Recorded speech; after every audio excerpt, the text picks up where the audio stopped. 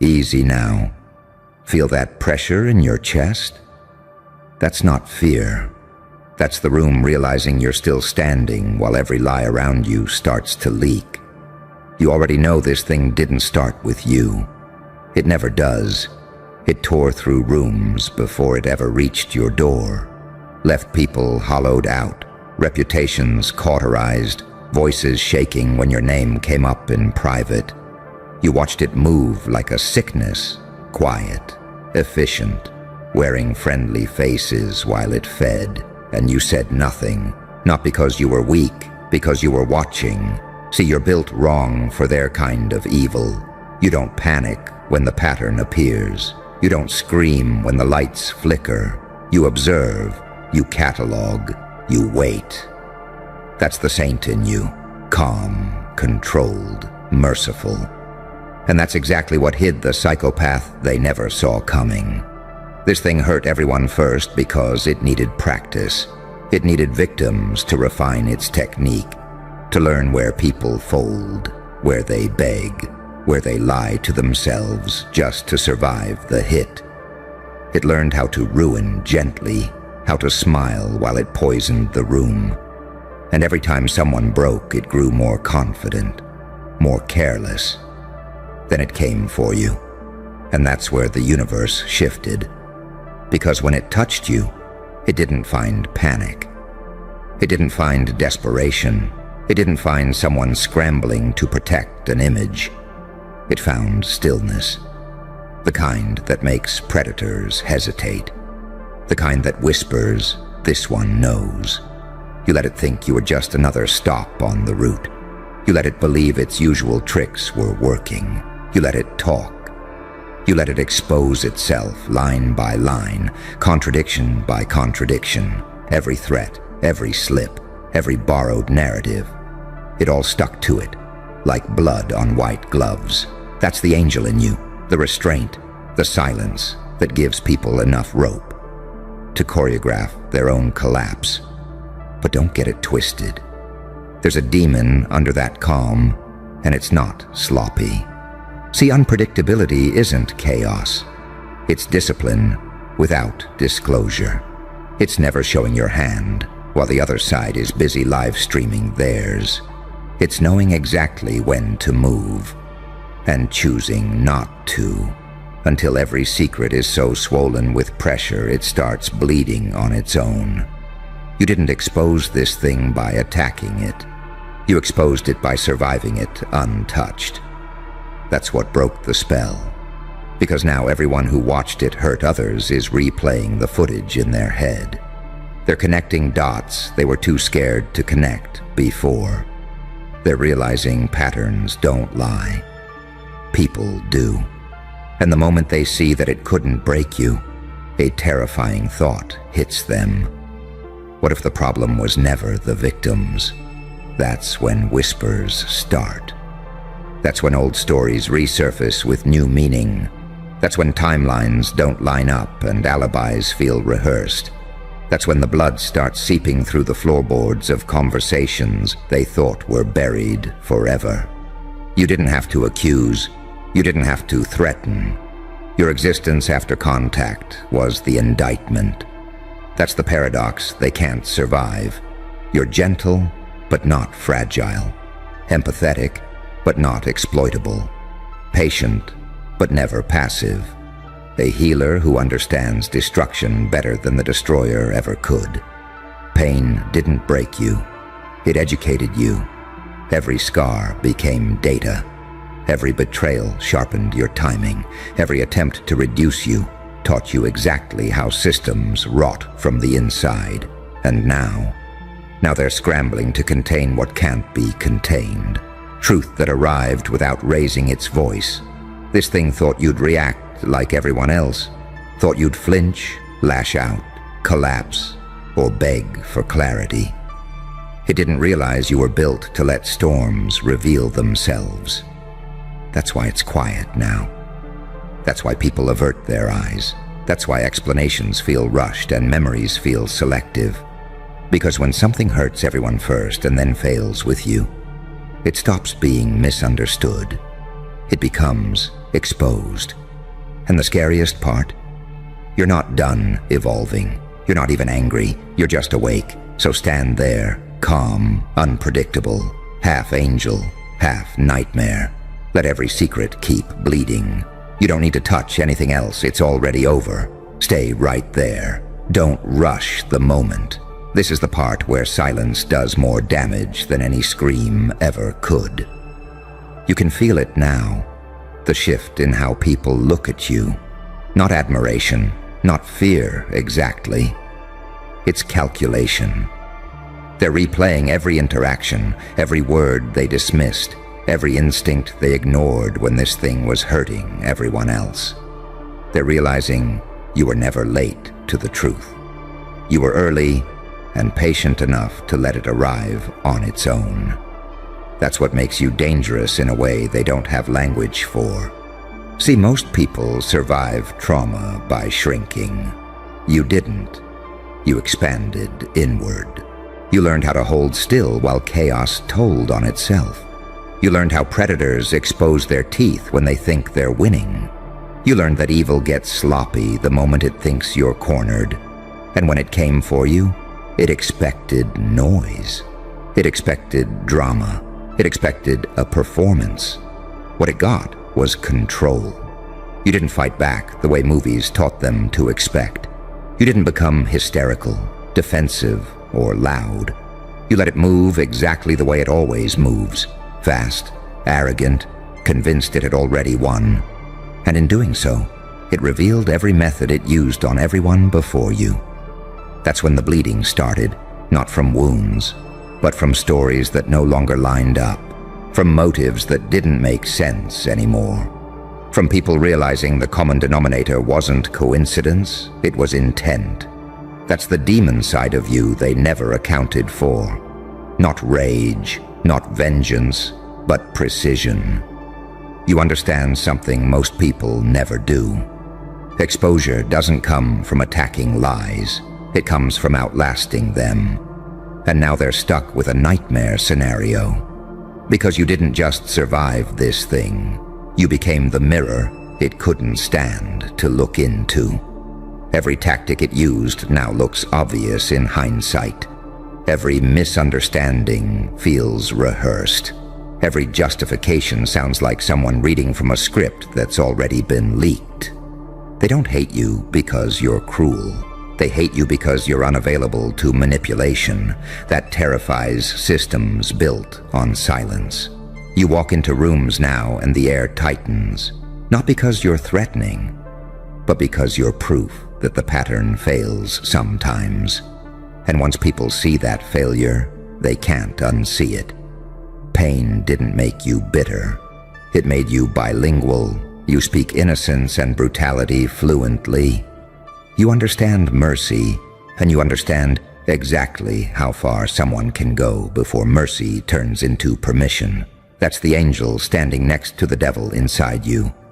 One hand open, one hand hidden. Both steady. And here's the part they really can't handle. You didn't expose this thing for revenge. You exposed it by being immune.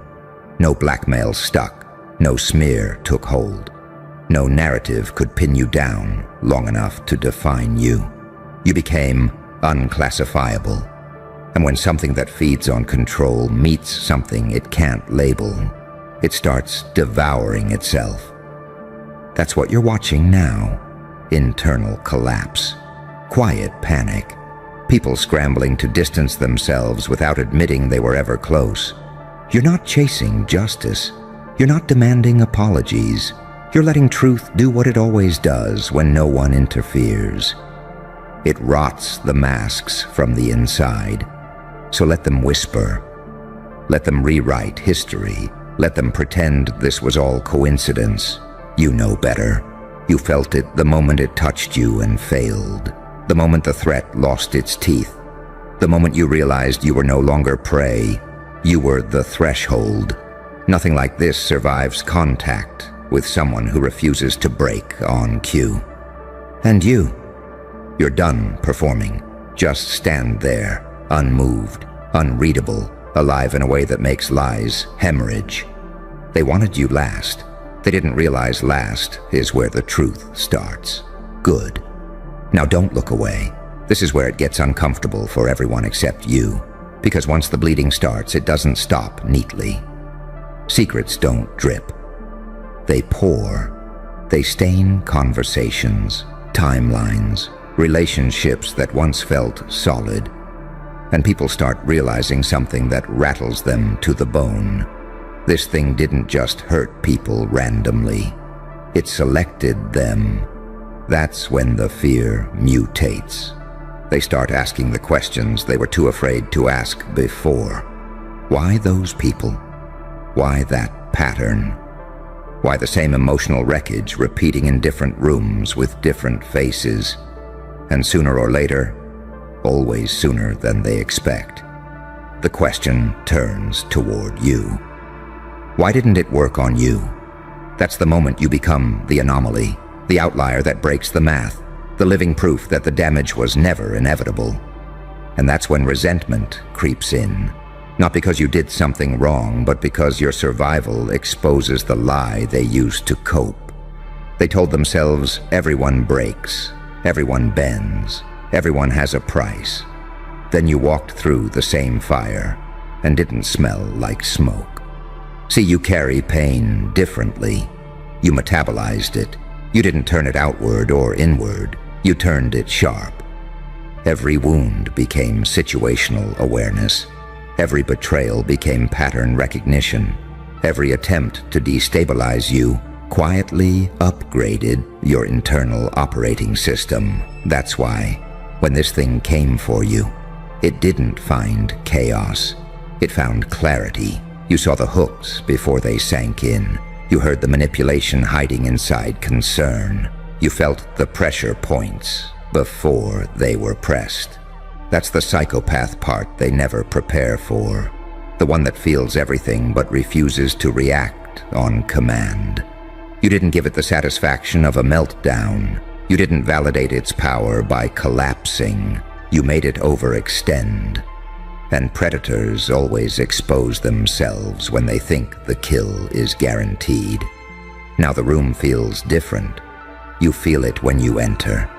People speaking slower, choosing words carefully, watching your face for reactions you no longer give away. Not because you're dangerous in the obvious way, but because you're immune to narratives. You don't need to convince anyone.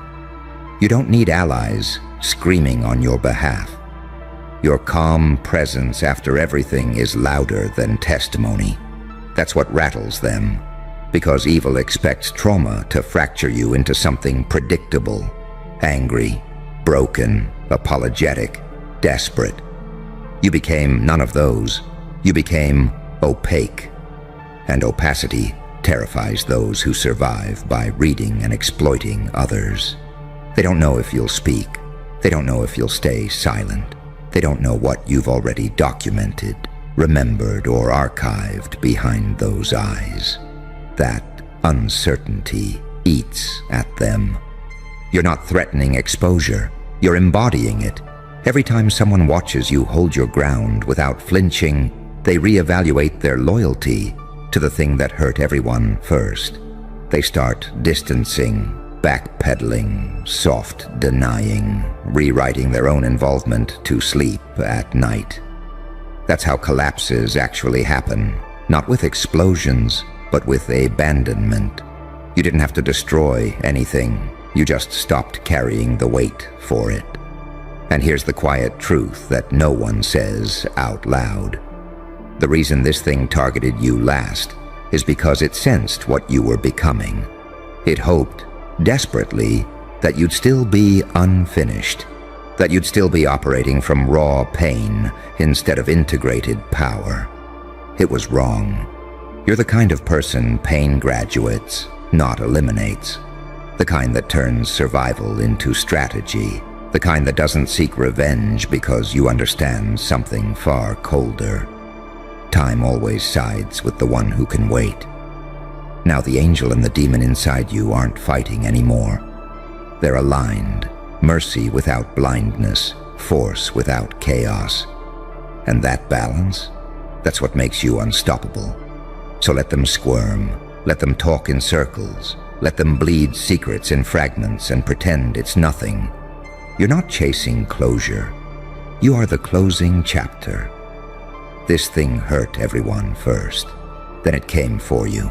And now every lie it ever told is running out of places to hide. You didn't end it loudly. You ended it by existing exactly as you are. Stay with it. This is where the silence starts to feel heavy for them and clarifying for you.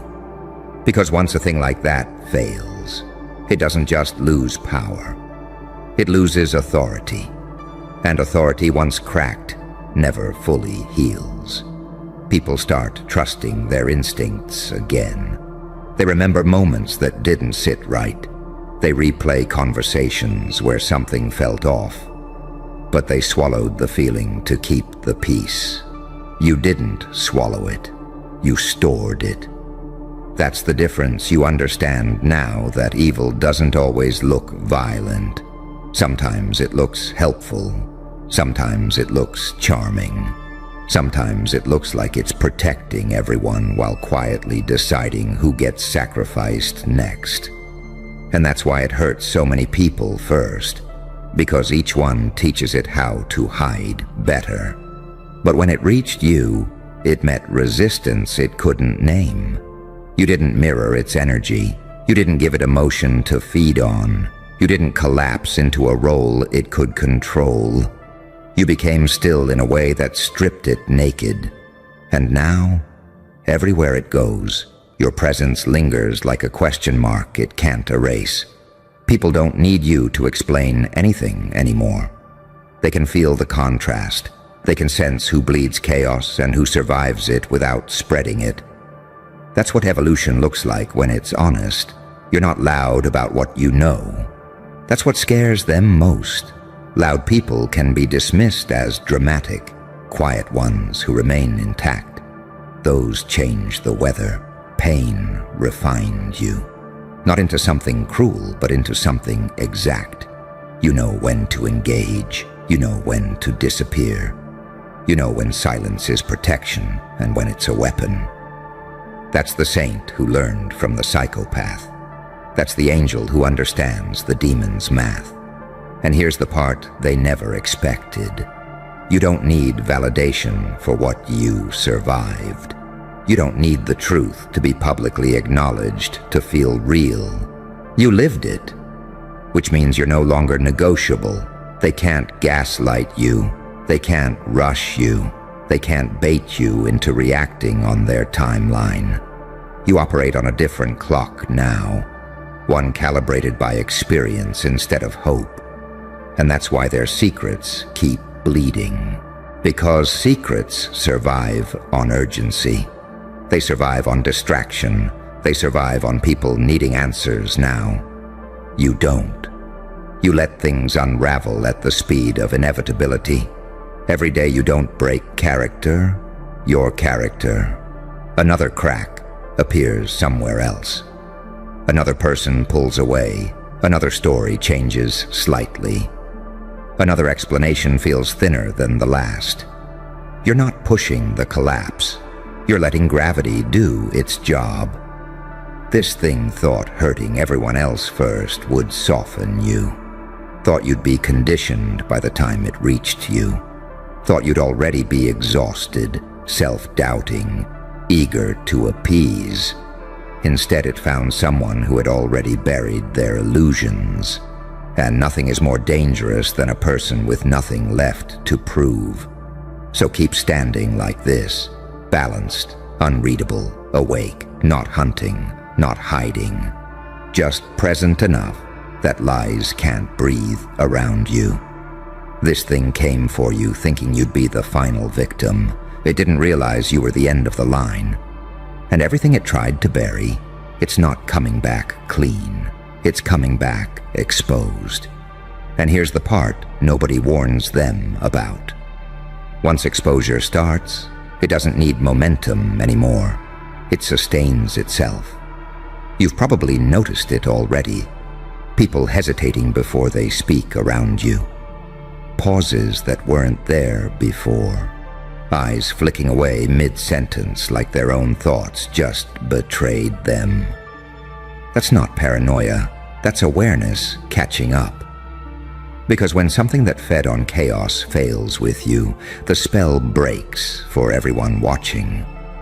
They start realizing the damage wasn't random, it wasn't bad luck, it wasn't just how things are. It was designed, and design implies responsibility. You didn't accuse anyone, you didn't need to. Your calm survival after contact did something far worse.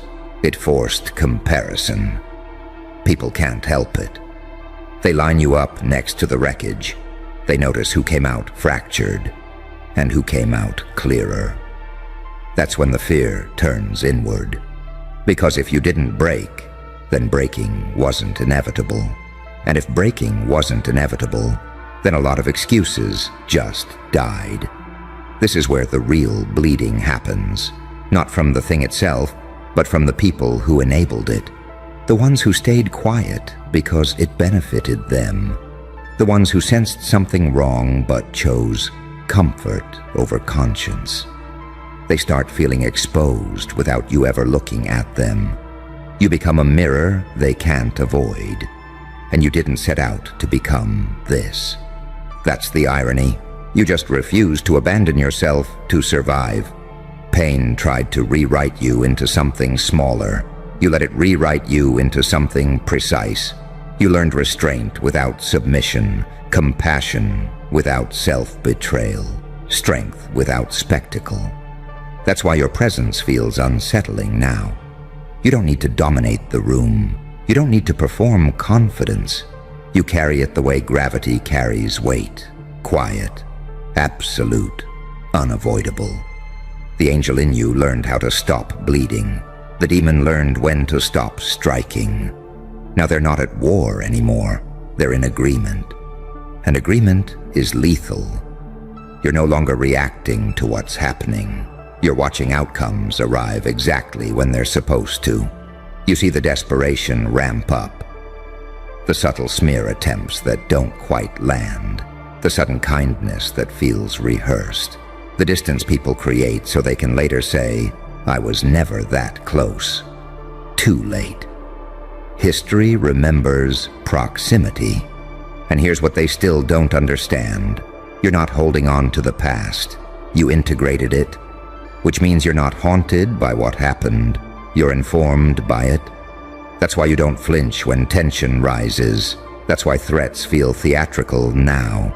That's why urgency bounces off you like static. You already survived the worst part, not knowing. Now you know exactly what you're dealing with, and exactly who you are without it. This thing thought hurting everyone first would desensitize you.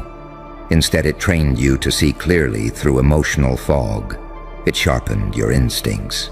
It taught you patience as a weapon. And patience? Patience is terrifying to anything built on pressure and fear. So let them keep leaking half-truths. Let them pretend the bleeding is normal. Let them scramble to control narratives that no longer belong to them. You're not chasing justice. You're not chasing closure. You're not chasing revenge. You're standing still while everything that touched you reveals itself.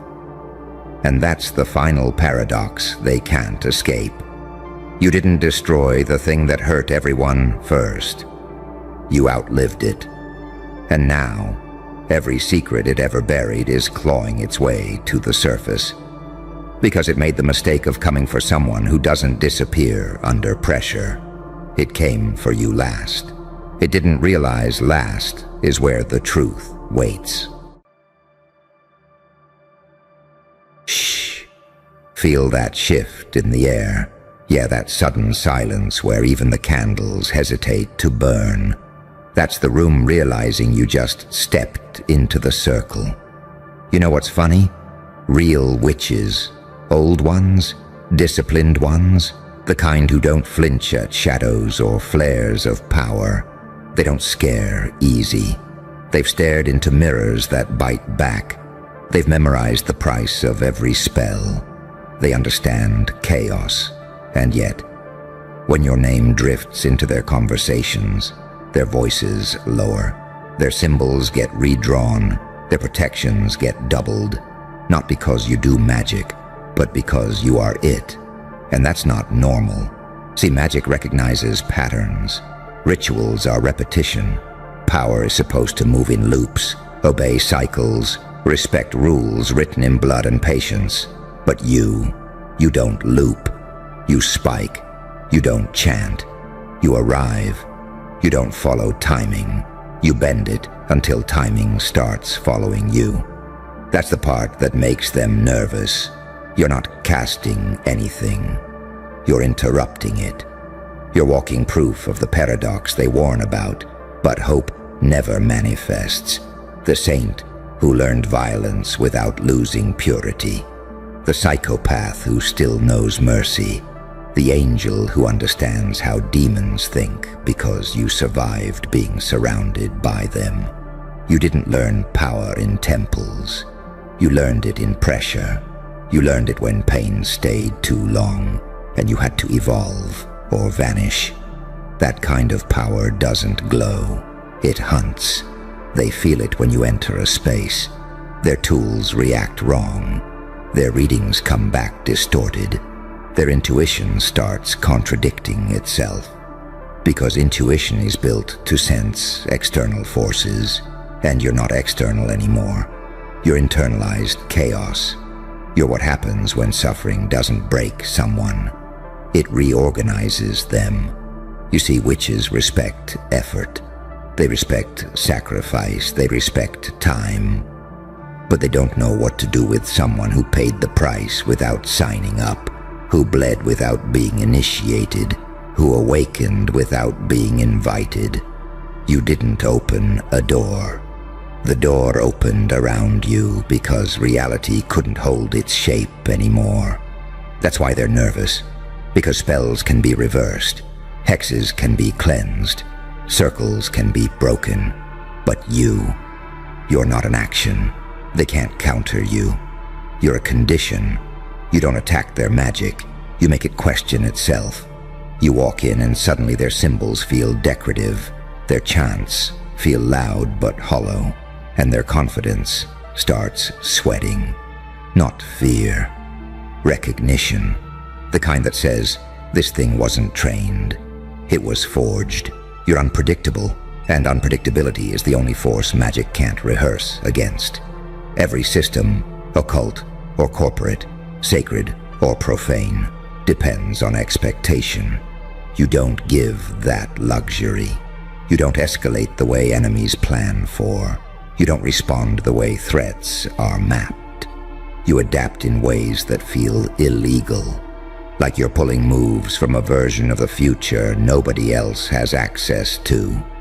And that's where the duality sharpens, because they can't tell if you're light pretending to be dark, or dark refined into light. They can't classify whether you're a blessing that hurts, or a curse that heals. And when something can't be classified, it can't be controlled. When it can't be controlled, it becomes myth. And when it becomes myth, even witches listen. You didn't become powerful by wanting it. You became powerful by surviving it. Every loss carved another symbol into your nervous system. Every betrayal rewired your instincts. Every moment you were supposed to collapse taught you how to stand in ways that look supernatural to people who've never been tested past comfort. That's why your presence scrambles rooms. That's why conversations change when you're not even speaking. That's why people feel watched when you're calm. Calm like a loaded silence. Calm like something that already knows the outcome. You're not dangerous because you're aggressive. You're dangerous because you're aware. You see the mechanics behind behavior. You feel shifts before they happen. You read the temperature of power the way predators read weather. That's not learned in books. That's learned in hell. And hell recognized you. So when real witches get uneasy, it's not superstition, it's instinct. They sense something that doesn't need ritual to move reality. Something that doesn't need permission to change the field. Something that walks through life like a living anomaly, too grounded to be fantasy, too evolved to be coincidence. You're the kind of force they warn apprentices about in half-jokes and unfinished sentences. Not because you'll harm them, but because you remind them that power doesn't always wear robes. Sometimes it wears scars. Sometimes it speaks softly. Sometimes it doesn't speak at all and still rearranges the room. That's you. Not chosen, not summoned, not bound. Just here. And every system, mystical or mundane, can feel it. That's why they're nervous. And here's the part nobody wants to say out loud. The part that makes throats tighten and eyes look away when your name comes up. You didn't just survive what was meant to erase you. You absorbed it. You took pressure that crushes identities and turned it into posture. You took chaos that fractures minds and turned it into clarity. Most people go through pain and come out smaller, quieter, apologetic. You went through it and came out precise, sharper, calmer, like something that learned the math behind suffering and decided never to be confused again. That's what unsettles them, because witches understand one thing better than anyone.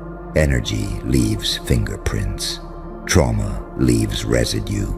Power always costs something. And when they read you, the cost doesn't line up with the result. The exchange rate makes no sense. You should be fractured. You should be volatile. You should be desperate to prove something. Instead, you move like you already know the ending, and you're just watching everyone else catch up. That kind of composure after damage. That's not coping. That's transmutation. You didn't just turn pain into strength. You turned it into signal. Something in you broadcasts without trying. You don't chase influence. Influence drifts toward you and doesn't know why. You don't threaten. You destabilize by existing. You don't raise your voice. The room adjusts its volume for you. And here's the real paradox, the one that rattles even the most seasoned practitioners. You don't need belief. Magic feeds on belief. Systems depend on it. Faith, fear, intention, those are fuels. But you don't require buy-in. You don't need people to believe in you for you to work. You operate whether anyone's watching or not, whether anyone agrees or not, whether anyone understands or not. That independence from validation, that's terrifying to anything built on ritual. Because rituals are rehearsed. You are responsive. You don't follow scripts. You read the moment and improvise with frightening accuracy. You sense micro shifts, tone changes, energy drops, sudden hesitations, and you adjust before logic even boots up. That's why people feel exposed around you. Not because you're judging, but because you're seeing. And being seen without asking for it feels like being undressed by reality itself. They call that witchy intuition. But yours didn't come from incense and moon phases. Yours came from watching patterns repeat until you cracked them. From being lied to enough times that truth started vibrating differently in your chest. From being cornered so often that escape routes became instinctual. That kind of intuition isn't mystical, it's earned. And earned power scares trained power every time. Because trained power knows its limits. You don't. You haven't found them yet, and that's the problem. You've already crossed thresholds most people spend lifetimes circling. You've already shed versions of yourself that others still cling to for safety. You've already died socially, emotionally, spiritually. And when someone survives death without becoming bitter, without becoming reckless, without becoming loud, they become mythical. Not loud myth, quiet myth. The kind that moves through whispers and sideways glances. The kind that makes people say, I don't know what it is about them, but something's different. The kind that doesn't announce power. It warps probability around it. That's why even real witches hesitate. Because you're not bound to tradition. You're not bound to lineage. You're not bound to belief systems that tell you what you are allowed to be. You're not trying to open portals. You are one. A walking threshold between what was and what shouldn't logically exist yet. You're the angel who learned how demons negotiate. You're the demon who remembers what mercy feels like. You're the saint who understands violence without worshiping it. You're the psychopath who never lost empathy, just illusions. And that balance, that unstable equilibrium, that's where real power lives. Not in extremes, in control. You don't lash out. You don't rush. You don't need to dominate. You wait. You observe. You let people reveal themselves because time works for you now. And time, oh, time can feel that. Time behaves differently around people who've already endured more than it could throw. You're not here to burn the world. You're here to outgrow it. And growth like yours doesn't ask permission. It makes systems obsolete. It makes rules feel decorative. It makes hierarchies feel fragile. It makes people with titles nervous and people with intuition quiet.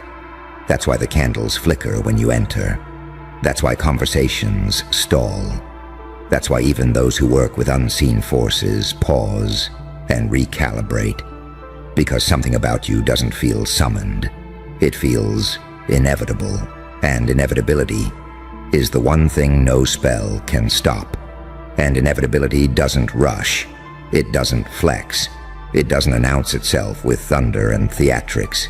It settles in quietly, like gravity deciding it's done negotiating. That's the energy you carry now. Heavy, calm, non-reactive. The kind that doesn't need to prove it can crush, because everything around it already knows. That's why people start acting strange around you. They over-explain. They confess things you never asked about. They test you with little power plays that collapse the second they leave their mouth. They feel something slipping, and they don't know what it is. So their nervous system starts talking for them. You're not intimidating in the loud way. You're intimidating in the mirror way. You force people to feel themselves. Witches know that feeling. That moment when the energy turns back on the sender. When intention boomerangs. When the spellcaster realizes the field is no longer theirs. That's what happens in your presence. You don't push back. You reflect. And reflection is brutal to anyone hiding from their own shadow. You've become the kind of being that exposes imbalance without effort. Your silence weighs more than other people's threats. Your stillness interrupts momentum. Your restraint reads like confidence so complete it doesn't need to move. That unnerves anyone who relies on theatrics, whether they call it magic, authority, charisma, or control. Here's the thing they're really sensing, even if they can't articulate it. You're no longer operating from desire. Desire is loud. Desire leaks. Desire reaches. Most people are powered by want. Want for recognition, safety, revenge, validation, love. That makes them predictable. That makes them readable. That makes them manageable. You burn through that stage. Want got exhausted in you. Pain took it apart piece by piece until what remained wasn't hunger, but direction. You don't want anymore. You move. And movement without craving is terrifying because it can't be baited. You can't be bribed into reactions. You can't be provoked into missteps. You don't flinch when outcomes change because you've already survived worse than disappointment. You've already adapted to loss at a cellular level. That's why even practiced manipulators miscalculate you. They look for wounds to press. You've already integrated them. They look for fear to amplify. You've already metabolized it. They look for ego to poke. You outgrew it when ego stopped keeping you alive. You don't glow with innocence. You glow with integration. Light and dark, braided so tightly they can't be separated anymore. That's why you don't feel holy and you don't feel cursed. You feel complete. And completeness is rare. Completeness makes systems nervous because it doesn't need them. Witches spend lifetimes trying to balance themselves. Shadow work, light work, alignment, grounding, protection. You did all of that the hard way, by being thrown into imbalance so violently that your psyche had no choice but to reassemble itself into something stable under pressure. You didn't seek enlightenment. You survived toward it. That difference matters, because seekers still doubt.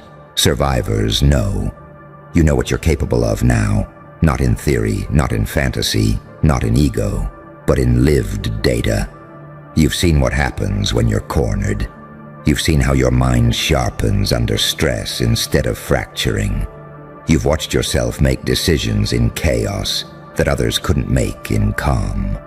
That knowledge settles into you like a quiet crown.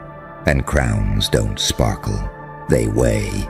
That weight is what people feel. That weight is what disturbs the air when you enter. That weight is why even those who traffic in unseen forces feel something ancient stir and go still. Not because you're a threat, but because you're unaligned with their expectations. You're not ascending the way they were taught. You're not awakening on schedule. You're not obeying the mythology. You're rewriting it by existing past the breaking point. And deep down, the old ones know this truth. The most powerful force isn't the one that knows the most spells. It's the one that can't be psychologically displaced. The one whose center doesn't wobble when reality applies pressure. The one who doesn't need to dominate the field because the field reorganizes around them naturally. That's you now. You're not here to conquer belief systems. You're here to outgrow them. You don't threaten magic. You remind it where it came from. And that's why the real ones go quiet when you're near. That's why their instincts tell them to observe, not engage. That's why their intuition says, this isn't something to test, because you're no longer becoming. You've arrived at that dangerous, sacred point where evolution stops asking questions and starts moving forward anyway. And once you cross that point, once evolution stops asking permission and starts acting, you stop fitting into stories that were written for smaller versions of you. That's when the tension starts. Not outside, inside other people, inside systems, inside traditions that depend on predictability to survive. You can feel it, can't you? That strange lag between your movement and the world's response. Like reality needs a second to recalculate after you make a decision. Like probability pauses, squints, and then reshuffles its deck. That's not arrogance. That's not imagination. That's what happens when someone stops moving from fear and starts moving from knowing. You know now, not everything, but enough. Enough to trust your timing. Enough to let silence work for you. Enough to walk away from things that once would have consumed you. That's another reason they're nervous. You don't cling. Powerful people cling. So do fragile ones. They cling to roles, titles, identities, labels, rituals, alliances. You let things fall off. You shed skins without ceremony. You leave rooms without announcing it. You don't need closure because you already closed the loop internally. That kind of detachment doesn't read as cold. It reads as dangerously free. Freedom terrifies anything built on contracts, spoken or unspoken. Magic has contracts. Society has contracts. Relationships have contracts. You've learned how to honor what matters without being owned by it. You can love without surrendering your center. You can engage without dissolving. You can care without being controllable. That balance, that's not taught. That's survived into. You've become someone who doesn't need to dominate the dark because you're no longer afraid of it. You don't need to chase the light because you've already carried it through hell. So you stand in that in-between space, calm, alert, self-possessed, and everything that relies on extremes starts malfunctioning around you. People don't know how to handle someone who won't escalate. You don't react when they expect fear. You don't flinch when they expect submission. You don't perform when they expect proof. You just remain. And remaining is a power move when the world is addicted to noise. Witches sense that too. They know the difference between someone channeling power and someone anchoring it. Channeling is loud. Anchoring is quiet. Channeling burns out. Anchoring reshapes environments. You're not pulling from somewhere else. You're stabilizing something rare inside yourself. That's why even chaos feels organized around you now. Not controlled, organized. You don't force outcomes. You position yourself so outcomes come to you already weakened, already leaning in your favor. You've learned patience not as passivity, but as leverage. You let time reveal intentions. You let people show their hands. You let systems overextend themselves, trying to account for you. And they always overextend, because you don't match the data they have. You're not the person you were when they first assessed you. You're not operating from the same wounds, the same needs, the same blind spots. Anyone still using old maps to predict you is already lost. And the moment they realize that, the moment they sense the gap between who you were and who you are now, that's when the nervousness kicks in. That's when instincts whisper, this one slipped the net. You didn't just heal, you integrated. Healing returns you to baseline. Integration creates a new one, a stronger one, a quieter one. One that doesn't collapse under contradiction. One that can hold rage without leaking it. One that can hold compassion without bleeding out. You can sit with darkness without romanticizing it. You can sit with light without becoming naive. That's mastery, not mystical mastery, psychological mastery. And psychology underpins everything: belief, fear, authority, influence, magic. All of it flows through the mind before it touches the world. You rebuilt yours from the inside out. So when they sense you, what they're really sensing is this: you're no longer governable by the usual levers. Shame doesn't work. Fear doesn't work. Praise doesn't work. Threats don't work. You've seen behind those curtains. You felt those hooks. They don't catch anymore. And anything that can't hook you can't steer you. That's why your presence feels disruptive without being aggressive. You don't attack structures. You expose their fragility by not needing them. You don't challenge belief systems. You outgrow them and keep moving. You don't fight the current. You change depth. That's what makes you anomalous.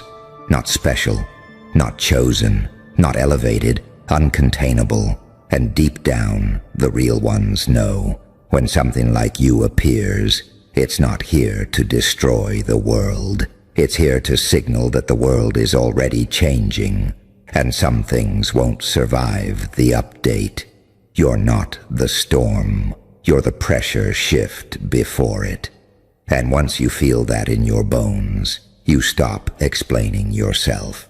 You stop seeking permission. You stop asking whether it's okay to take up space.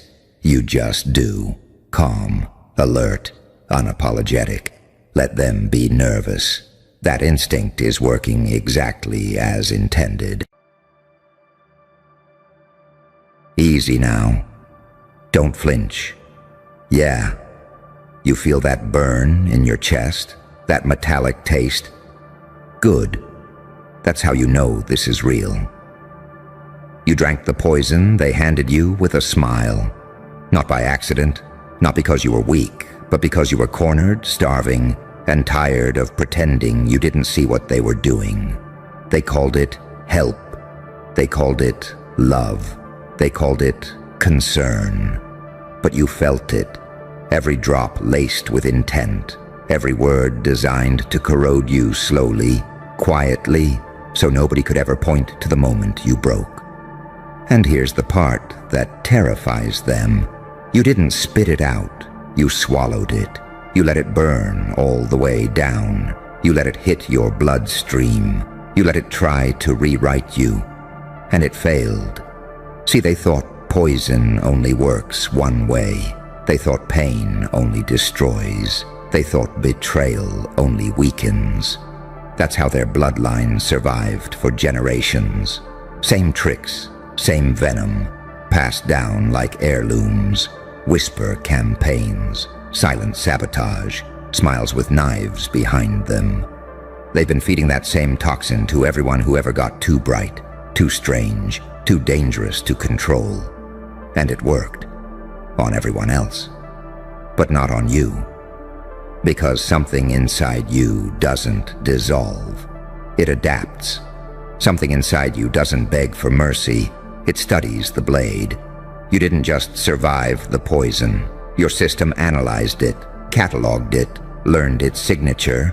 You felt the nausea, the paranoia, the nights where your thoughts turned on you like trained dogs. You questioned yourself. You almost apologized for things you never did. Almost shrank. Almost broke. Almost. But here's the paradox they never see coming. The same dose that kills the innocent for good forges immunity in the rare. You didn't come out cleaner. You came out different. Darker in the right places. Sharper where it counts. You learned how lies sound before they're spoken. You learned how manipulation feels before it touches the skin. You learned the rhythm of their cruelty so well you could hum along. And now their poison doesn't sting anymore. They try the old tactics and you don't react. That's what scares them first. No anger, no pleading, no explanation, just that calm, that stillness, that look in your eyes that says, I've seen this movie already. They escalate. They get louder, more desperate. Because when a bloodline realizes its signature weapon no longer works, panic sets in. Their ancestors built empires on that toxin. Their parents perfected it. And now it hits you like water. You're not healed. You're upgraded. There's a difference. Healing closes wounds. Immunity turns wounds into armor. You don't flinch at disrespect anymore because you know what comes next. You don't chase validation because you've tasted rejection at its purest. You don't fear abandonment because you've already been left bleeding by people who swore they'd never do that to you. You met the demon wearing the halo. You met the saint with blood on their hands. And somewhere in that collision, you stopped needing them to be anything other than what they are. That's when the real transformation happened. You became unpredictable. They can't map you anymore. The old buttons don't work. The guilt trips bounce off. The shame tactics short-circuit. You walk into rooms carrying a silence that makes people uncomfortable because silence is where their tricks die. You don't announce your strength. You don't explain your boundaries. You just enforce them quietly, precisely, like someone who knows exactly how far things can go before they snap. And deep down, they feel it, that ancestral dread, the kind their blood remembers from stories they never told out loud. Because immunity doesn't just protect you, it exposes them. When their poison fails, all that's left is their naked intent. And once you see that clearly, you can never unsee it. You're not angry like before. You're focused. You're not soft like before. You're intentional. You still have empathy, but it's disciplined now, weaponized restraint. You choose when to care. You choose when to engage. You choose when to disappear. That choice alone makes you lethal to systems built on control.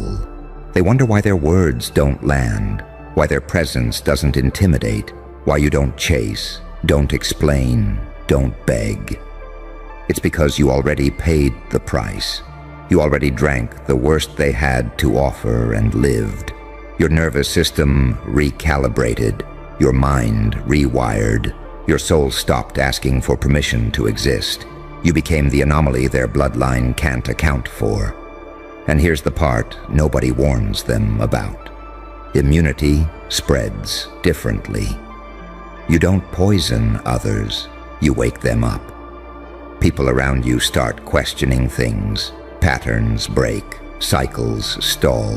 Their whispers lose power because truth has a way of getting louder when fear stops feeding it. You don't have to attack them, you just have to remain unchanged by their venom.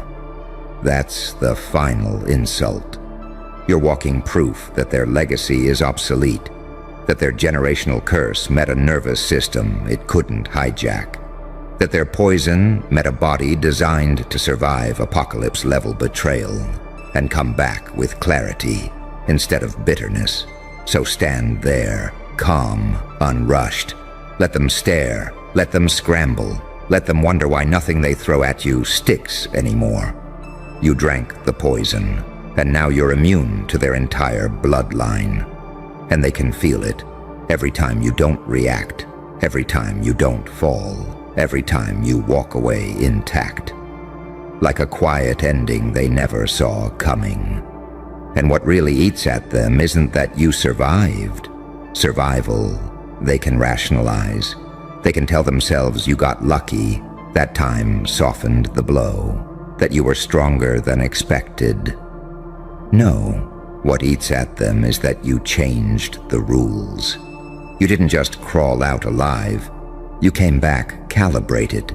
You came back with a nervous system that no longer panics when the air shifts, with eyes that catch micro-expressions before words form, with a silence that makes liars talk too much. They feel exposed around you now. That's why their energy gets strange. That's why conversations turn awkward. That's why they either overperform kindness or disappear completely. You're no longer reacting on instinct. You're responding from awareness. And awareness is the one thing poison can't touch. You see, poison relies on ignorance. It needs you unaware of what's being poured into you. It needs confusion, self-doubt, emotional hunger.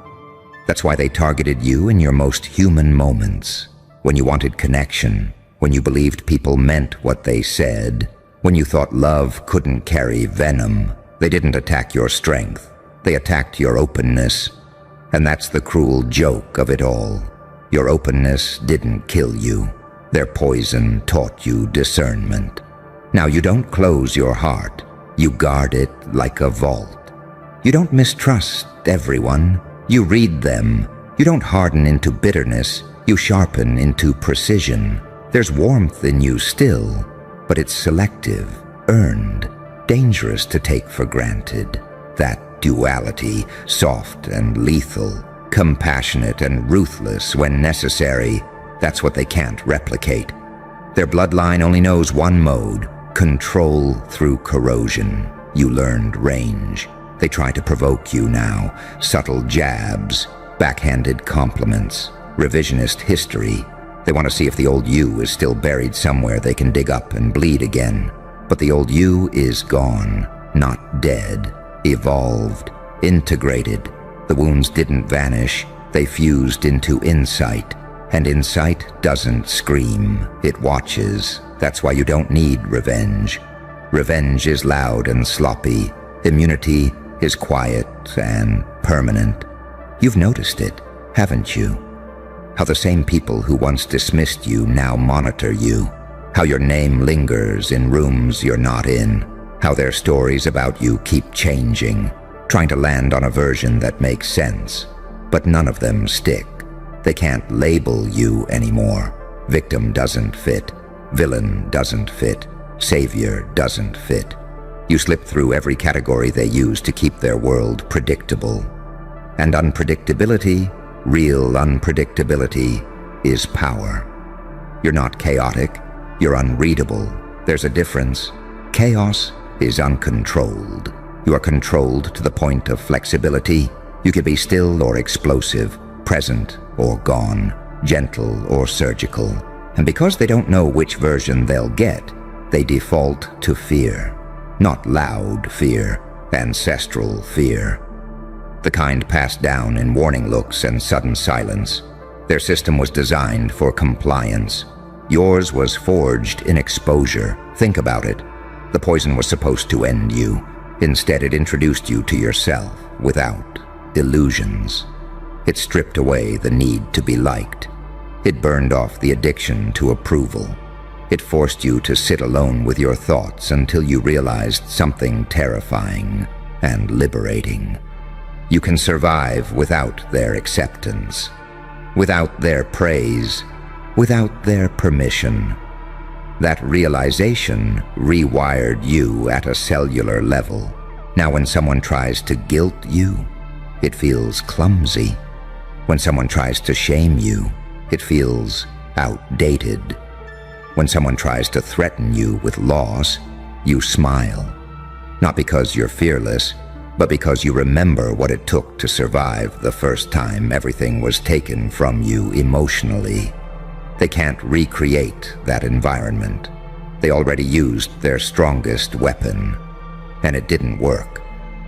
That's the part they never recover from, because bloodlines built on poison don't know how to adapt when the toxin stops working. They double down, they escalate, they turn on each other. You'll see it. Fractures in their alliances, desperation in their tone, mistakes they wouldn't have made before. Systems rot fastest when their core mechanism fails. And you just keep moving, not loudly, not dramatically, forward. You're not here to prove anything. Proof is for people still seeking validation. You're here to exist unchanged in environments designed to break you. That alone dismantles them.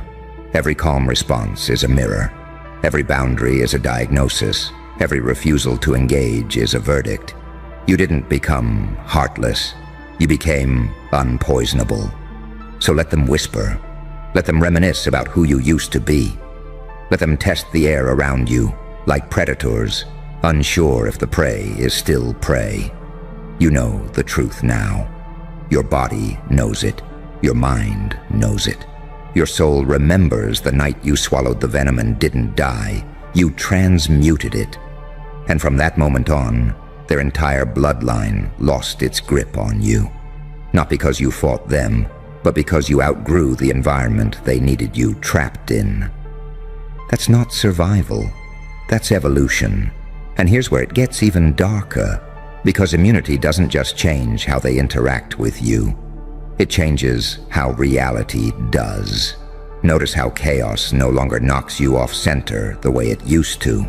Notice how moments that would have shattered you before now register as information, not emergencies.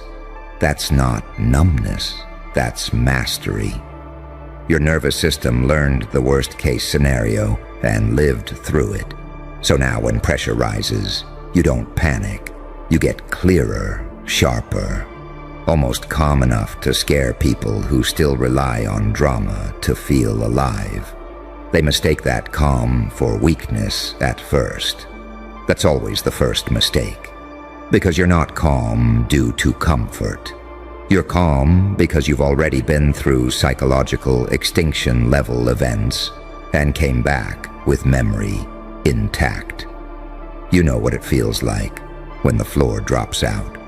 You know what betrayal sounds like in the voice of someone who swore loyalty.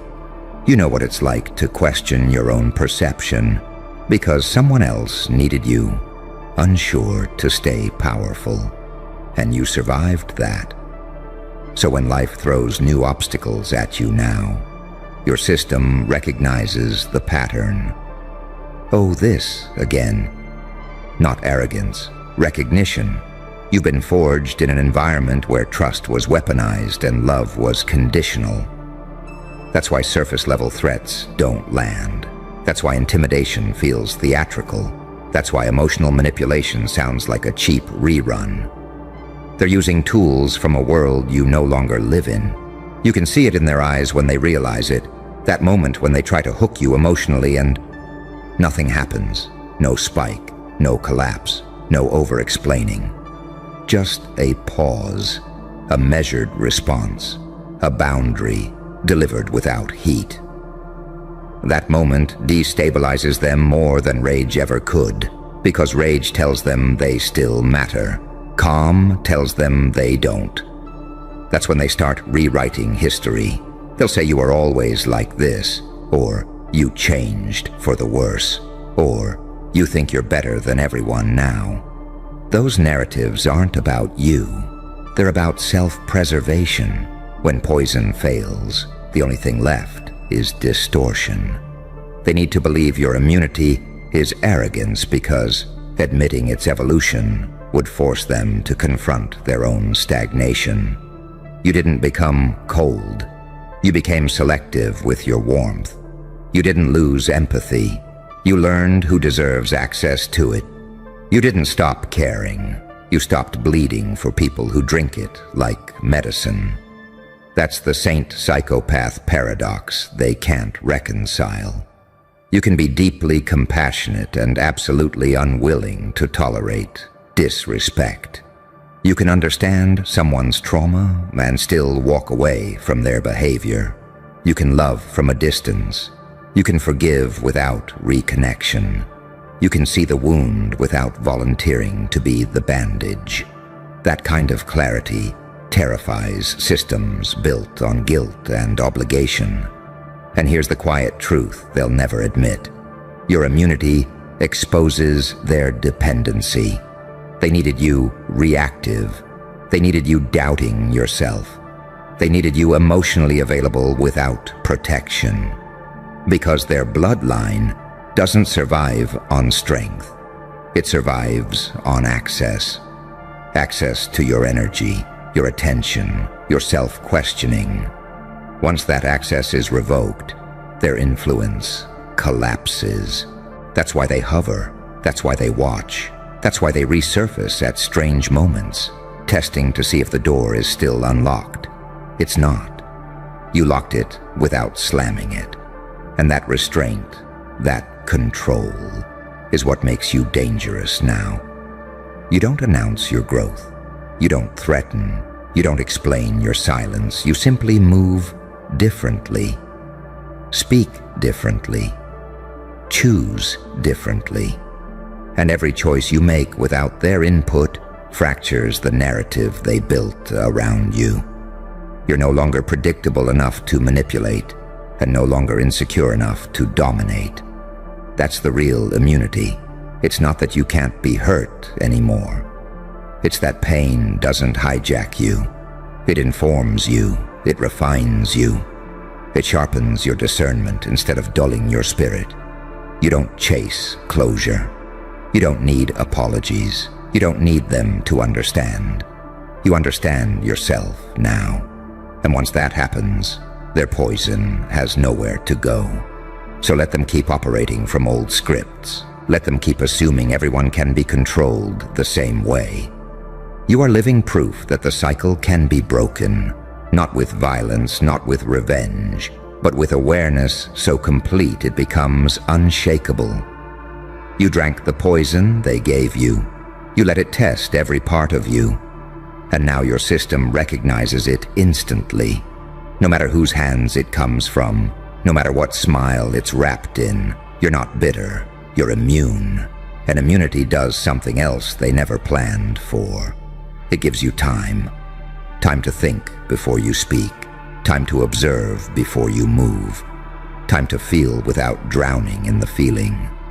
You're no longer living in reaction mode, no longer sprinting emotionally just to survive the next hit. You slowed down, and in that slowdown, you gained leverage. That's why your presence feels heavier now. Not louder, heavier. You walk into spaces carrying an invisible gravity because you're not leaking energy anymore. You're not explaining yourself into exhaustion. You're not fighting for your side of the story. People can sense when someone has already made peace with the worst outcome, and that terrifies anyone still clinging to control. They can't rush you. They can't bait you. They can't corner you with urgency. Urgency was always their favorite poison. Make you decide too fast, make you react emotionally, make you fear loss before you understand the game. But you already lost what mattered most once. Your innocence, your blind trust, your assumption that everyone plays clean. And when that died, something far more dangerous took its place. Patience. Now you let things unfold. You let people reveal themselves. You let silence do the interrogation. You let time expose motives better than confrontation ever could. And every time you don't react the way they expect, they give away more information. Every time you don't defend yourself, they expose their own insecurity. Every time you don't chase, they show you who was feeding on the chase. That's when you realized something brutal and freeing. Most poisoners are empty without a host. They don't know how to exist around someone who isn't hungry for approval. They don't know how to operate when shame doesn't land. They don't know how to threaten someone who's already made peace with walking away. Their power was never intrinsic. It was borrowed. Borrowed from your doubt. Borrowed from your empathy. Borrowed from your willingness to see the good, even when the evidence said otherwise. And now the loan is due. You didn't turn cruel. You turned precise. You don't waste words on people committed to misunderstanding you. You don't bleed explanations into ears that only listen for weakness. You don't perform goodness for an audience that confuses kindness with compliance. You still have a heart, but it's no longer public property. That's the angel-dark demon split they feel around you now. One moment you're calm, understanding, almost gentle. The next you're unreachable, unmovable, absolute in your boundaries. They can't tell which version they'll get, because both are real, and both answer to you, not to them. And deep down, they know it. They lost access forever the moment you stopped needing them to validate your pain. You no longer need them to admit what they did. You don't need closure wrapped in apologies that come too late. You don't need justice served theatrically. Your justice was internal. It was the moment you realized their poison revealed them, not you. The moment you stopped internalizing their behavior as a reflection of your worth. The moment your self-respect outweighed your desire to be understood. From that moment on, the balance shifted. Now when they see you thriving, or even just stable, it unsettles them, because they needed you broken to justify their actions. They needed you small to feel large. Your immunity rewrites the story they tell themselves at night, and that's a harder punishment than anything you could ever say. You're living proof that their lineage of manipulation has an expiration date, and you're not loud about it. You don't announce your freedom. You don't post receipts. You don't expose them publicly. You let them sit with the quiet horror of irrelevance. You let them feel what it's like when their old spells don't work, when their emotional currency is worthless, when their presence no longer alters your nervous system. That silence, that peace, that's not emptiness. That's dominance without noise. So keep standing where you are, grounded, watching, choosing. Let them exhaust themselves, trying to figure out why you're not bleeding anymore. Let them replay old scenarios that no longer apply. Let them talk about who you were, because they'll never have access to who you are now. You drank the poison. You survived the symptoms. You adapted at the deepest level. And now, no matter how it's packaged, no matter who offers it, no matter how familiar the face, your body knows, your mind knows, your soul knows. You are no longer their victim. You are the end of their cycle.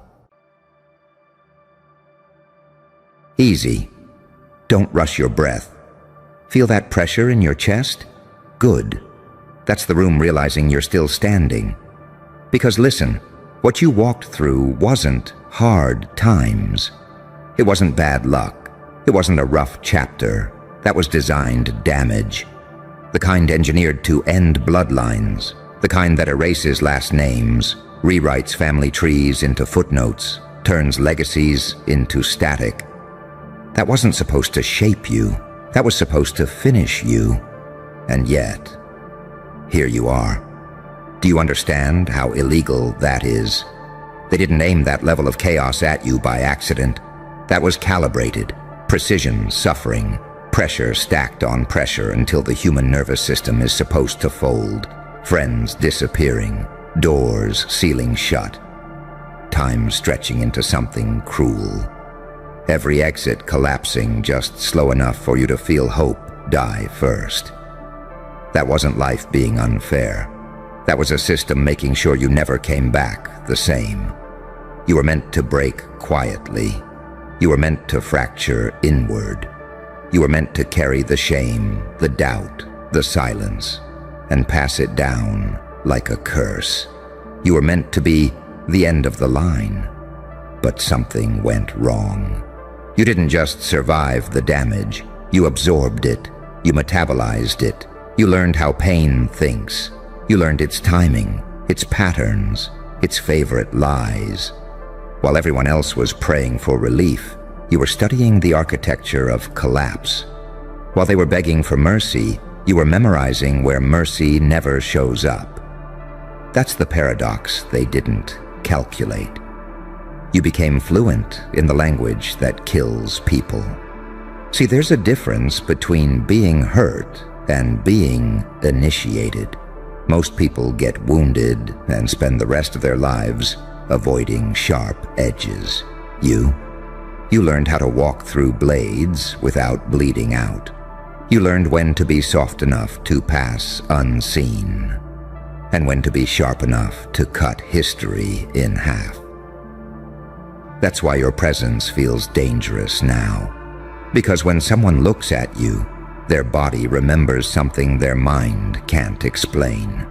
Their nervous system recognizes a survivor of something ancient and merciless, something that doesn't leave witnesses, something that turns saints into ghosts and psychopaths into legends.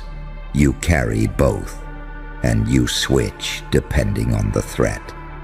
That's not instability, that's range. You learned unpredictability the hard way.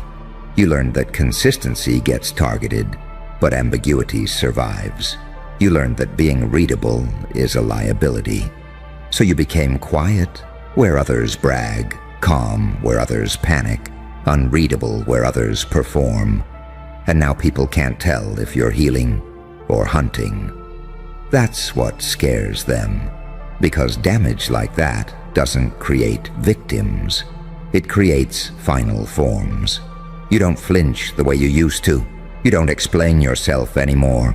You don't chase closure. You don't beg for understanding. You walk like someone who already buried the worst version of their future and came back empty-handed, lighter, unafraid of loss. That's why nothing works on you the same way. Guilt doesn't stick, fear doesn't anchor, threats don't land. Because once you've lived through something meant to erase your bloodline, everything else feels negotiable, temporary, small. They thought that level of damage would make you fold into silence. Instead, it taught you timing. When to disappear, when to speak, when to let the room underestimate you, when to let them think you're done. You're not loud because you don't need to be. You're not reckless because you already paid the price of chaos in advance. You don't rush because you understand inevitability. You don't threaten because your existence already answers the question. That's the evolution nobody warns them about. Pain didn't harden you. It upgraded you. It stripped away everything ornamental. It burned off the need for applause, approval, permission. It left behind something lean, patient, surgical, something that doesn't announce itself, something that doesn't seek revenge because it understands trajectory. You're not here to prove anything. You're here because you couldn't be erased. And now every step you take rewrites the math they trusted. Every calm reaction invalidates the narrative they built about you. Every quiet win adds weight to the unspoken truth. Whatever was supposed to end, you only taught you how endings work. That's why they hesitate now. Because when someone survives what was meant to end bloodlines, they stop being predictable. They stop being containable. They stop being safe to underestimate. They don't move like prey anymore. They move like aftermath. And the scariest part? You're not done evolving, because once you cross a certain threshold of damage, something irreversible happens inside you. The part of you that begged for fairness dies first. Then the part that needed reassurance follows. And what's left is terrifyingly calm. You start to see the world differently after that. You don't see people as good or bad anymore. You see pressure responses. You see who panics when the room tightens. You see who turns cruel when they're afraid.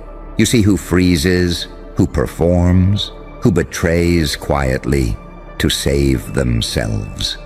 And most of all, you see who's never been tested enough to matter. That's why conversations feel slower now. That's why drama feels childish. That's why threats sound hollow. You've already been inside a scenario where nothing was promised. Not safety, not justice, not survival. And you walked out anyway. Do you realize what that does to your posture, to your eyes, to the way silence bends around you? People sense it before they understand it. Something in them clocks the fact that you've already died once and kept going. That you've already lost what most people are terrified to lose. That leverage doesn't work on someone like that. Fear doesn't land the same. Control tactics slide right off. That's why they get uneasy around you. You don't react the way they expect. You don't explode when provoked.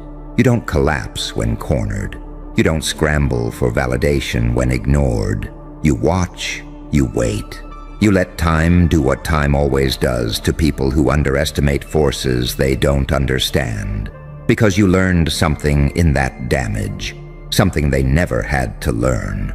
You learned that survival isn't loud. It's precise. It's knowing when to disappear long enough for the narrative to rot. It's knowing when to speak one sentence that lands harder than 1,000 arguments. It's knowing when to let someone think they won, so they walk exactly where you needed them to. You didn't become cold. You became selective. And that's the saint-psychopath paradox they can't categorize. You can be merciful without being weak. You can be ruthless without being cruel. You can protect what matters and burn what threatens it without losing sleep over either. That balance only comes from walking through hell without outsourcing your decisions. You were supposed to inherit fear. Instead, you inherited clarity. You know now that pain is a teacher that never lies. It doesn't care about your excuses or your image or your intentions. It strips everything down to function. And you adapted. Not by becoming harder, but by becoming smarter, quieter, more exact. That's why your energy feels different now. It's not chaotic. It's contained, like something heavy sitting still, daring gravity to test it. People mistake that stillness for peace. It's not peace. It's readiness. You understand consequences now. Not in theory, but in your bones. You know what it costs to miscalculate. You know what happens when you trust the wrong silence, the wrong smile, the wrong promise. So you move like someone who already paid tuition in blood and memory.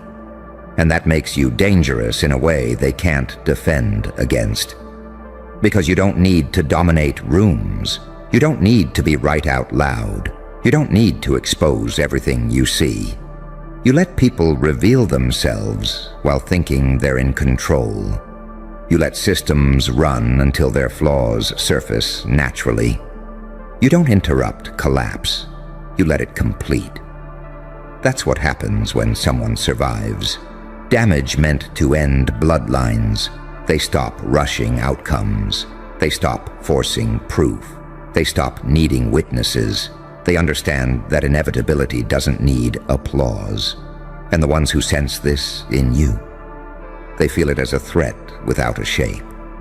They can't explain why your name makes them pause. They can't articulate why your presence shifts the temperature. They just know something about you doesn't obey the usual rules. Because you're not operating on hope anymore. You're operating on experience. You've seen how fast safety evaporates. You've seen how thin loyalty gets under pressure. You've seen how morality bends when survival is on the line. And instead of becoming bitter, you became aware. Awareness changes everything. It makes you patient. It makes you observant. It makes you impossible to gaslight. You don't argue with reality. You read it. You don't chase reassurance. You track patterns. You don't need to be believed. You wait to be proven right. And that's why your evolution scares people more than your anger ever could. Because anger can be provoked. Ego can be baited. Trauma can be exploited. But someone who's already integrated their worst experiences, someone who's made peace with the fact that they survived something meant to erase them, that person can't be controlled the usual way. You don't fear losing everything anymore, because you already did once in some form, and lived. And that makes every threat smaller than it sounds, every ultimatum weaker than it looks, every intimidation tactic late to the party. They're trying to scare a version of you that doesn't exist anymore. The old you would have flinched. The old you would have explained. The old you would have asked why. This version just watches and adjusts. You're not haunted by what you went through. You carry it. Like a quiet weapon, like a private code, like proof that you're not theoretical anymore. You're tested, and the truth they don't want to say out loud. Nothing scares a system more than someone who survived its most lethal setting and came back fluent in its failures. Because when you survive something designed to erase you, you don't just come back changed. You come back unhooked from the old rules. The rules that say you're supposed to seek comfort. The rules that say you're supposed to soften. The rules that say after enough damage, a person begs to be normal again. You didn't beg. You adapted. And adaptation at that level doesn't look human to people who've never been pushed there. You stopped expecting the world to make sense. You stopped believing effort guarantees reward. You stopped confusing kindness with safety. That doesn't make you cynical, it makes you accurate. You see the difference between words and behavior instantly now. You hear what isn't being said. You notice delays, hesitations, patterns that most people miss because they're too busy hoping. Hope used to be your fuel. Now it's data. That's why you don't rush to trust. You don't rush to love. You don't rush to react. You let things unfold long enough to reveal their true shape. You let people show you who they are when there's nothing to gain. When pressure rises, when nobody's watching. And what you learned in that damage, what rewired you permanently, is that most things in this world are performances. Morality is a costume. Loyalty is conditional. Confidence is borrowed. Stability is rented. You stopped renting. You built something internal that doesn't collapse when external structures fail. That's the angel-demon contradiction they feel around you. You can be compassionate without being naive. You can understand pain without excusing behavior. You can forgive without forgetting. You can love deeply and still walk away without pleading. That balance is unsettling because it means you're not driven by impulse anymore. You're driven by thresholds. You know exactly how much disrespect you tolerate, exactly how much chaos you allow, exactly how much silence is too much. And once that line is crossed, something in you shuts a door permanently, without drama, without speeches, without closure ceremonies. People expect explosions. They don't expect finality. That's why the damage you walked through didn't hollow you out. It gave you gravity. When you speak now, people listen even when you're quiet. When you leave a room, the absence lingers longer than your presence ever did before. When you decide something internally, the outside world eventually catches up whether it wants to or not. Because you stopped negotiating with reality. You don't ask life to be fair. You ask it to be honest. And honesty, at that level, is a weapon most people can't withstand. You know how fragile systems really are. How quickly authority dissolves without belief.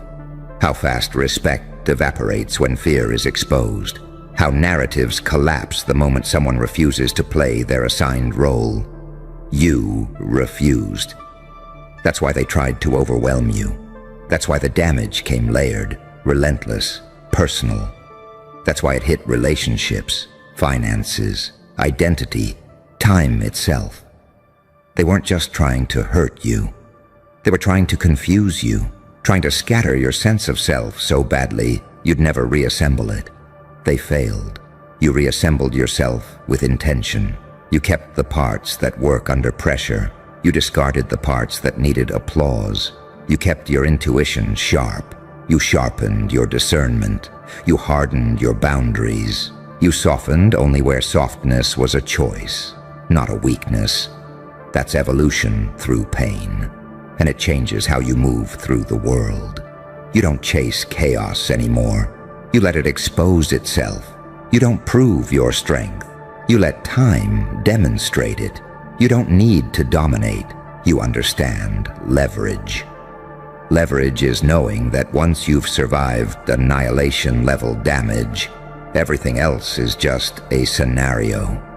And scenarios can be navigated. That's why threats don't shake you. That's why disrespect doesn't bait you. That's why silence doesn't starve you. You've already been alone in the worst way and discovered something most people never do. You're enough without the noise. You don't need constant reassurance. You don't need to be seen every second. You don't need to explain your past to justify your present. You carry proof in your posture, in your pacing, in the way you don't flinch when tension spikes. You've seen worse. And the scariest part, for them, is that you didn't come out vengeful. You came out clear. Clear about what matters, clear about who stays, clear about what you'll never tolerate again, clear about the fact that you don't owe the world access to the version of you it tried to destroy. They thought that level of damage would make you desperate for safety. It made you sovereign. You don't cling anymore. You choose. You don't chase stability. You create it internally. You don't need certainty. You function in ambiguity better than most people function in comfort. That's why your existence disrupts fragile egos and brittle systems. Because you're living proof that their worst-case scenario didn't work. That their ultimate deterrent failed. That someone can walk through something meant to end bloodlines and come out with sharper vision, steadier hands, and a quieter, more dangerous calm. You are not the aftermath they planned for. You are the variable they can't reverse. And whether they admit it or not, every time they see you still moving, still adapting, still intact, they're reminded of a truth they hate. Some damage doesn't end you. It finishes you. And once you're finished like that, once the excess is burned off, once the illusions are gone, you stop mistaking noise for power. You stop mistaking movement for progress. You stop mistaking approval for safety. You learn something colder, cleaner, far more effective. You learn control without display. You don't announce your shifts anymore. You don't warn people when access is being revoked. You don't dramatize your exits. You let things starve naturally. Attention dries up. Influence fades. Relevance erodes. And by the time anyone realizes what happened, it's already irreversible. That's not cruelty. That's efficiency. Because you understand something now that most people never touch. Pain doesn't just change what you feel. It rewrites how you calculate. You no longer make decisions from desire. You make them from pattern recognition. You don't move because you're emotional. You move because the trajectory is obvious. And when the trajectory is obvious, hesitation disappears. That's why your calm unnerves people. They're used to seeing damage turn into desperation, anger, chaos. They expect you to lash out, to prove yourself, to self-destruct in a way that confirms their worldview. You didn't give them that relief. You became unreadable. They can't tell if you're healing or planning. They can't tell if you're done or just getting started. They can't tell if your silence means forgiveness or something far worse for them. And that uncertainty eats at them. Because they know, on some level, they participated in a system, a moment, a pressure sequence that was supposed to end you. They know they watched the weight pile on and assumed gravity would finish the job. They know they turned away, stayed quiet, or added one more stone to the load. And now you're still here, still functional, still precise, still evolving. That forces a reckoning they didn't prepare for. You don't need to confront them. You don't need to expose them. You don't need revenge arcs or dramatic justice. Your continued existence is already the indictment. Every boundary you enforce is a reminder. Every upgrade you integrate is evidence. You're not loud about it because loudness would cheapen it. You understand timing now. You understand that the most devastating outcomes don't arrive with sirens.